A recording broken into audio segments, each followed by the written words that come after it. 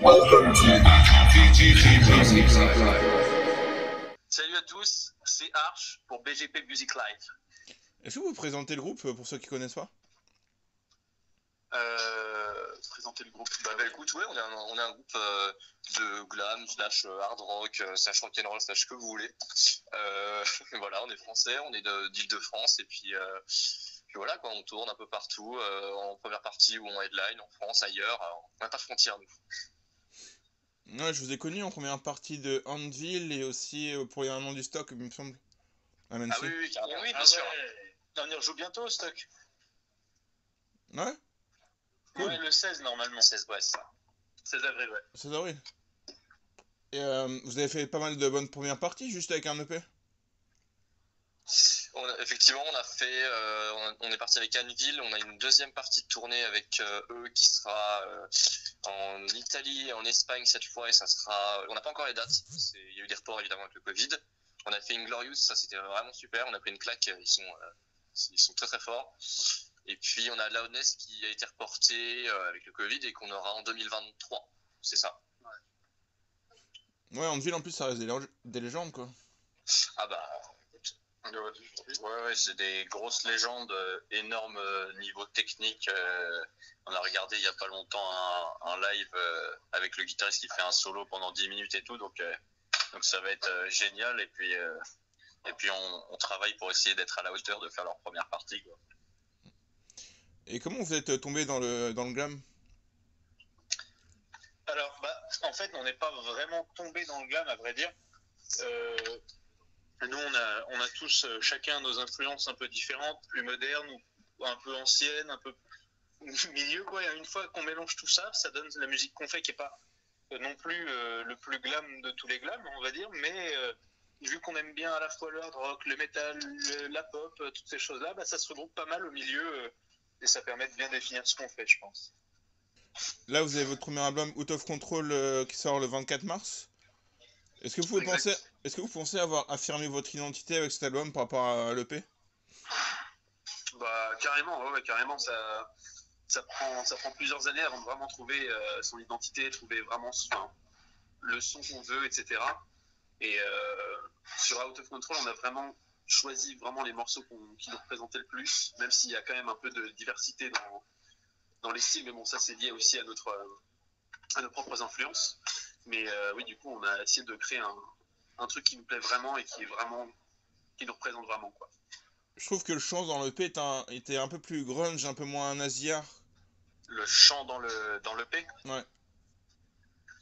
C'est parce que Albert, notre chanteur, en fait, avant, on avait un ancien chanteur et avec qui on s'entend très bien, mais on a dû changer parce que lui, son but, c'est pas de faire à 100% de la musique, etc.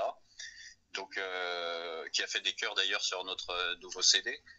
Mais du coup, au moment où on a enregistré l'EP, en fait, on venait de changer de chanteur pour Albert, donc qui venait de se mettre au chant et qui découvrait, qui commençait vraiment, quoi. Avant, il faisait juste des chœurs.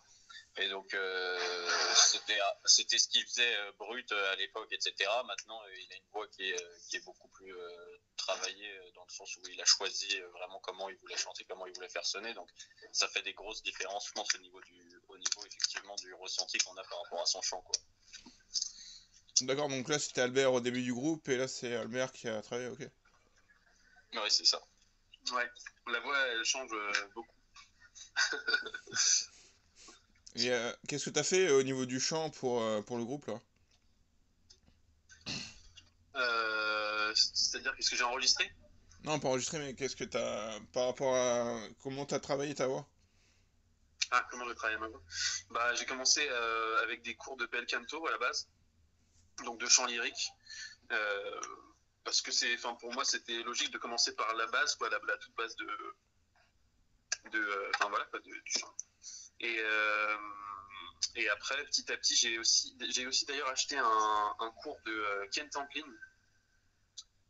qui est un super chanteur rock de Los Angeles. Et du coup, voilà, c'est avec ça que j'ai commencé à bosser. Et puis petit à petit, j'essaye surtout de comprendre comment ma voix fonctionne, parce que c'est vraiment différent d'un instrument classique. Et vraiment essayer de comprendre comment faire sonner. j'ai encore beaucoup de boulot sur ça, mais ça m'intéresse vachement de plus en plus. Plus le temps passe et voilà. Moi, je trouve qu'il y a vraiment eu un gap entre en pas longtemps, quoi.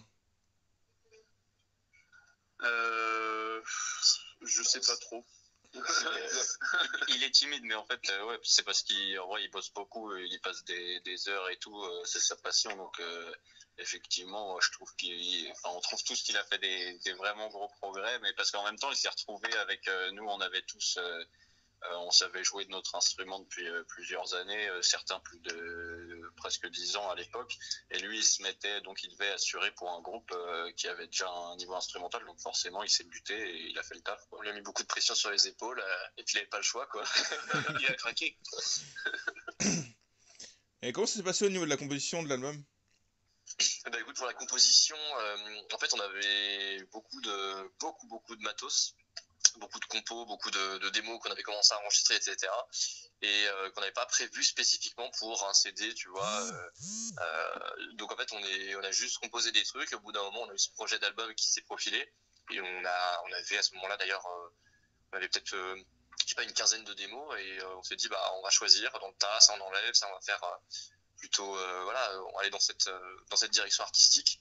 Donc on avait déjà pas mal de morceaux au moment où on s'est dit qu'on allait faire l'album. On avait déjà quasiment tout, en fait. Ouais, il y en a qu'un seul, je pense, qu'on a composé après avoir décidé de faire le CD, je crois. Ouais. Non, deux, il y en a deux. Et du coup, ouais, c'est ça, c'était souvent, en général, c'est Albert qui arrive avec des idées à la guitare, etc. Et puis, on s'enferme dans notre studio qu'on a construit nous-mêmes à la campagne, et puis on bosse là-dessus. Mais voilà, généralement, en tout cas, au niveau des compos, c'est Albert qui arrive avec des idées de compos, quoi. Et au niveau de l'enregistrement, vous avez tout fait vous-même? Non, on n'a pas tout fait nous-mêmes. On a été aidé par un ami qui s'appelle Clément, qui est ingé son. Et du coup, en fait, c'est lui qui nous a enregistré pour la plupart des choses et qui a fait le mix ensuite, qui a réampé les guitares que nous on a enregistrées, mais il les a réampées pour faire tout le mixage, quoi, tout simplement. Et ensuite le mastering en Angleterre chez un gars très très reconnu pour finaliser tout ça. Pour le mastering, c'est Simon Hayworth de Super Audio Mastering. Et c'est le mec, il a remaster les Harry Potter, il avait master. Je crois qu'il a fait le Seigneur des Anneaux, je suis pas sûr aussi. Peut-être, ouais, il a fait la master du King Crimson, il a fait. Enfin, c'est un mec, on va dire, compétent pour le moins. Je trouve qu'il y a des bienfaits euphorisants et feel good music avec cet album. Ah bah c'est chouette. Non, bah ouais, effectivement, on est sur des thématiques dans les paroles, pas tout le temps, mais souvent qui sont assez légères. Et puis dans la musique aussi, quoi. On n'est pas sur, c'est pas de la musique triste, dramatique. On n'est pas dans du grunge des années 90, même si on aime beaucoup. On n'est pas dans ce genre de truc non plus. Donc nous, ce qu'on veut, c'est que voilà, les gens, quand ils écoutent l'album et quand ils nous voient sur scène, ils passent un bon moment, ça leur donne envie de boire une bière, d'ouvrir 3 boutons de la chemise et puis de sauter dans tous les sens, quoi, on va dire. Et au niveau de la thématique de l'album? Laquelle? En fait, il y a plusieurs, justement, on a construit l'album enfin le CD, sur plusieurs thématiques principales, on va dire, qui en fait regroupent justement ce sentiment de out of control, en fait. C'est pour ça que ça s'appelle aussi out of control. Et il y a plusieurs thématiques principales, dont une, c'est vraiment, par exemple, sur A Better Tomorrow et Make the Law, c'est vraiment le fait de vraiment être libre et de faire ses choix soi-même. Enfin voilà, c'est vraiment le thème principal de ces morceaux-là. Et d'autres qui parlent Sujet plus triviaux. Voilà. Voilà, on a des morceaux évidemment qui parlent de filles, qui parlent de voitures. On a un morceau qui parle de voitures qui est très important pour nous. Qui parle pas de voiture en général, mais de notre voiture, à préciser. Ouais. Et puis voilà, on a des thématiques assez vastes, mais ça tourne autour de ces sujets principaux là, quoi. J'ai trouvé aussi qu'il y a une grosse progression au niveau de la voix. C'est comme un conteur d'histoire. C'est pas juste un chanteur. Ah, oui, ça raconte, ça suit les textes forcément un petit peu. Aussi, il y a Albert et Léo donc, qui bossent tous les deux sur les textes. au fur et à mesure du temps, ils se sont mis de plus en plus à lier les textes à la musique. C'est-à-dire que des fois, il y a même des textes qui sont là avant la musique, ou alors Léo a écrit un texte et il attend qu'Albert ait une idée qui porte là-dessus pour qu'on se mette à bosser dessus et qu'il mette un texte qu'il avait déjà en tête, qui avait une certaine esthétique dessus. Donc, logiquement, le résultat fait que le texte est beaucoup plus harmonisé avec la musique et que donc ça raconte plus l'histoire de la musique, quoi. Ouais. Et vous, qu'est-ce que vous avez fait avec vos instruments par rapport à l'EP? Si vous essayez des choses de nouveau? Ouais, moi alors c'était, en fait pour l'EP, je venais d'acheter, pour moi à la batterie, hein, Léo, je venais d'acheter une double pédale. Alors c'est tout con, mais c'est un truc que j'avais jamais utilisé avant. Donc j'ai un tout petit peu utilisé dans l'EP et dans le CD qu'on vient de faire. J'utilise aussi à quelques moments. Donc ça c'est un truc que effectivement, si on n'avait pas fait ces CD-là, c'est un truc que j'aurais même pas pensé à l'acheter ou à bosser ce genre de technique. Donc ça, c'était assez nouveau pour moi, ouais. Et nous, à la guitare et basse, derrière, en fait, je pense qu'on a affiné aussi un petit peu plus la recherche sonore parce que, le premier EP, chacun avait un ampli. On était vraiment dans le matériel le plus basique qu'on avait. Moi, j'ai pris mon ampli, Julien le sien, Albert le sien. Et puis, on a fait avec ce qu'on avait, alors que depuis, on s'est acheté des processeurs qui nous ont permis d'un peu affiner, même si ça n'a pas été enregistré avec eux, ça nous a permis d'affiner un petit peu, de pouvoir progresser dans la recherche sonore. Ouais, de définir le son que vous voulez avoir, etc. Ouais. Et puis même à la guitare aussi, le fait de, sur le nouveau CD à Fun Show, on a beaucoup plus bossé sur l'harmonisation des instruments, notamment les guitares, quoi, là où il y a beaucoup plus d'harmonie. On joue pas souvent deux fois la même chose. Voilà, ouais. Souvent il y a beaucoup de passages où il y a soit à l'octave, à la tierce, à la quarte, donc toutes les harmonies possibles, quoi. C'est aussi un travail d'ailleurs qu'on a fait sur les chœurs, parce qu'on met beaucoup de chœurs, on aime beaucoup ça. Et maintenant on est 4 à chanter sur scène, donc on a aussi beaucoup réfléchi sur comment faire sonner, c'est-à-dire que chacun va prononcer tous le même mot en même temps, harmonisé, et même comment on va faire sonner ce mot. C'est tout con, ça paraît naturel, mais en fait c'est aussi un travail de réfléchir à comment on va faire sonner telle phrase, indépendamment juste de la hauteur du texte, quoi. Ouais, vous avez des cœurs qui claquent par exemple sur Fire at Will. Ouais, Fire at Will, effectivement, on a toute cette partie pont qui invite vraiment les gens à chanter. C'est ce qu'on fait d'ailleurs en live. C'est le moment où on fait une interaction, où on fait chanter les gens, on fait diviser la salle. Voilà, vous allez chanter telle ligne, telle ligne, hop, on met tout le monde ensemble, etc. Et ça rend terrible. Donc ça s'y prête vraiment, ça, pour les chœurs, pour les voix, c'est le bon truc, ouais. Et c'est quoi vos inspirations? Parce que j'ai vu par exemple un peu au niveau de la guitare des Who sur Fire at Will et Guns N' Roses sur God Loving. De toute façon, ça sont des choses, on n'y réfléchit pas vraiment sur le moment. C'est plus une interprétation derrière, mais c'est vrai qu'on a chacun des inspirations au niveau de nos instruments de par nos goûts. Donc les Guns, je crois qu'on est à peu près tous les deux d'accord à la guitare que c'est vrai que on a des grands fans de Slash. C'est indéniable. Après les Who, on n'avait jamais eu le commentaire, mais c'est vrai qu'après coup, ça peut se trouver. C'est pas extrêmement éloigné, donc effectivement, ça fait sens, quoi. Après, on a vraiment des influences qui vont être très très variées selon les membres du groupe, et puis surtout, on va aller très large. Voilà, vous voyez voir les années 70, Led Zepp, etc., les années 80 pour le glam, bien entendu. Après, le batteur, il adore le grunge des années 90. Albert, il va être plutôt hard rock moderne, néo-metal, Alter Bridge, Kissing Dynamite, etc. On adore Shinedown, donc c'est vraiment, on puise vraiment dans toute l'histoire du rock pour aller faire nos morceaux, quoi. Okay. Et peut me parler du titre The Soon She Does? Parce que je m'attendais pas du tout à cette intro, ça m'a un peu surpris. Et c'était bien? Ouais, c'était bien, ouais. C'est vrai que typiquement en parlant d'influence, ça c'est un truc où Julien et moi, Léo, on bosse, on joue beaucoup de jazz en fait aussi en dehors. Et on a eu cette idée comme ça, un truc avec un shabada, un walking bass, des clins d'œil, un truc vraiment qui est typiquement jazz. Et on est parti sur ce truc-là. Je sais même plus si c'était pas sérieux ou comment on l'a composé à la base.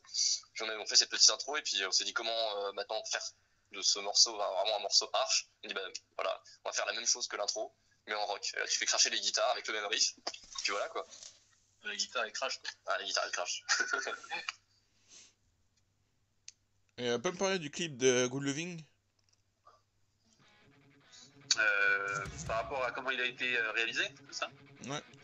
En général, en fait, on voulait on s'est toujours pris trop la tête pour l'équipe et on voulait un truc qui représente vraiment nous en live, un truc qui nous représente nous, qu'est-ce que les gens verront s'ils viennent nous voir, quoi. Juste, voilà. Et en fait, on était en relation avec Mathieu de Black Rain, c'est le bassiste, qui lui réalise des super clips de base. Et puis du coup, vu que on l'a rencontré et tout sur un autre tournage, on a vu avec eux pour tourner un clip et c'est à partir de là on s'est dit que ça collait super bien de bosser ensemble, quoi. Parce que franchement il réalise super bien les clips et voilà quoi, c'était un plaisir de bosser avec lui sur ce clip. C'est lui qui est venu d'ailleurs avec l'idée du biker, du motard, etc., qui représente aussi, tu vois, dans un certain sens, la liberté dont on parle dans nos textes, voilà, dans le titre de l'album aussi. Donc c'est un truc, voilà, c'est lui qui est venu avec cette proposition qui est intéressante et tout, qui apporte un truc au clip. Donc voilà. Ouais, je trouve que votre musique elle passe très bien sur la route, quoi. Sur une moto, une voiture. Eh ben, En road trip, quoi. c'est vrai, hein, c'est ce qu'on se dit. On fait la même chose, on l'écoute nous en voiture. Et vous avez eu l'occasion de faire un concert virtuel, c'était comment? Oh, c'était il y a longtemps, c'était à la batterie, oui, il y a 2 ans, la fête de la musique, pas cette année, l'année précédente. Ouais. En vrai, c'était bien parce qu'on pouvait pas faire autre chose, mais après, c'est vrai que quand t'as pas la réaction du public en face quand tu fais ton concert, c'est déroutant. C'est très frustrant. Bon, on a quand même été content de jouer, etc., mais c'est vrai que c'est très frustrant et que ça n'a pas de commune mesure avec la musique live, quoi. Surtout qu'on n'avait jamais fait ça. Ouais, on n'avait jamais fait ça, c'était vraiment la première fois. Tu peux me parler de la pochette de l'album? Bah écoute, la pochette de l'album, c'est donc Alexandre Quemin, qui est un graphiste de talent, qui est le beau-frère du batteur de Léo, qui est vraiment il percute hyper vite. C'est-à-dire que nous, on vient avec des idées, on n'a même pas les mots, les idées les idées en place, etc. On dit voilà, on aimerait quelque chose qui traite un peu de liberté. On avait l'idée d'un animal, de trucs, etc., de sauvage. Puis il nous a mis ça en image en fait très vite. Il nous a fait 2-3 propositions et on est arrivé avec cet artwork. Donc pour le coup là, le tigre là-dedans, il symbolise cette liberté, voilà, qui est vraiment un thème important pour nous. On essaie de développer sous différentes formes, mais voilà, lui il l'a mis en image. Et on a dans la gueule du tigre un soutien-gorge qui est issu d'une anecdote bien à nous, mais qu'on a récupéré d'ailleurs au stock justement. C'est une fille qui nous l'a échangé contre un t-shirt et donc on l'a laissé dans notre studio et en fait un jour on a percuté en le voyant, on a dit mais tiens, on a qu'à le mettre sur la pochette. C'est comme ça qu'il a atterri dans la gueule de ce tigre. Il s'appelle Francis le tigre d'ailleurs. Ouais, vous êtes le genre de groupe à avoir des soutifs sur scène aussi. C'est ce qu'on essaye, mais on préfère qu'elles n'en aient pas tout court, mais si elles en ont, on préfère qu'elles nous les donnent. Et comment est arrivé votre style vestimentaire? Parce que pour moi, il faut avoir une grosse confiance en soi pour porter ça, quoi, au niveau des pantalons. Oh, niveau confiance, ça va, hein, on se débrouille pas mal. On a tous beaucoup d'ego, donc ça marche bien.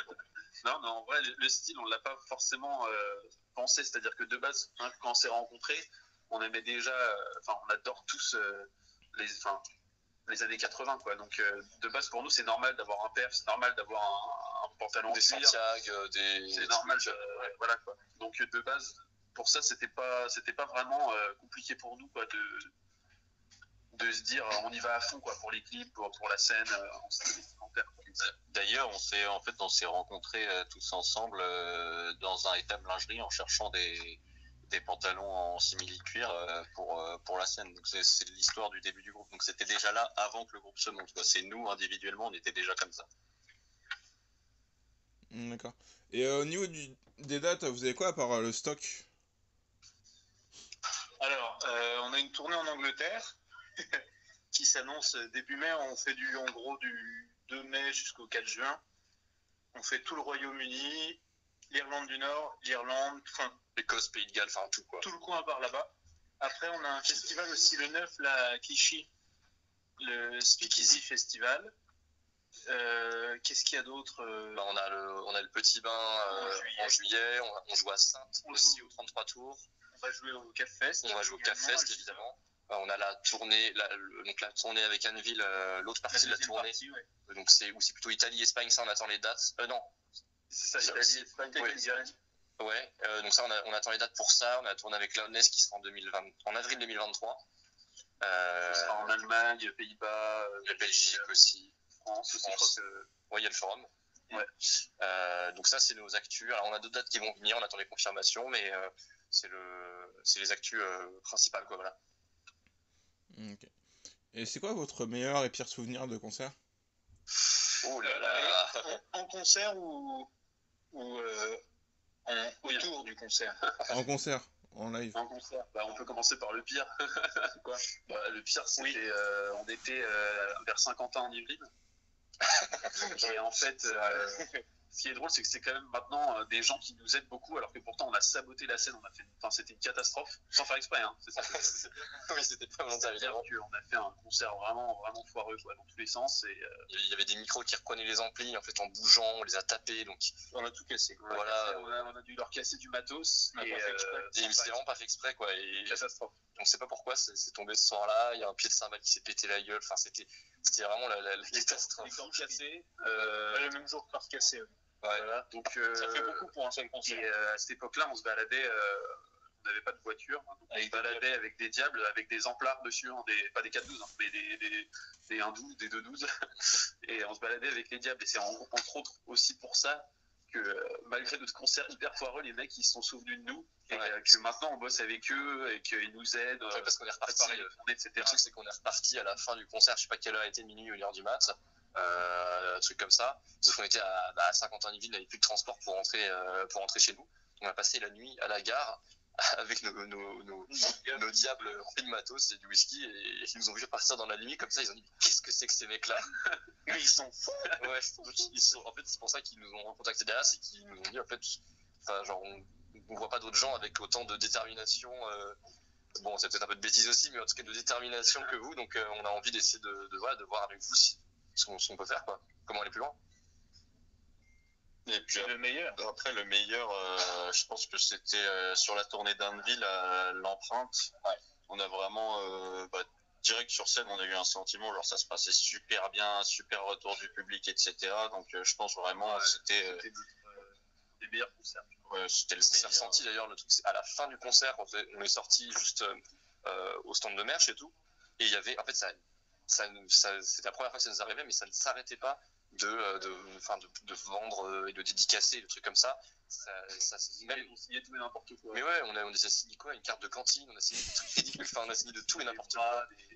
Et à tel point d'ailleurs que Anneville il recommençait et les gens ils étaient encore à vouloir ça dédicacer pour nous, alors qu'on était la première partie d'Anneville, qu'on n'était pas non plus.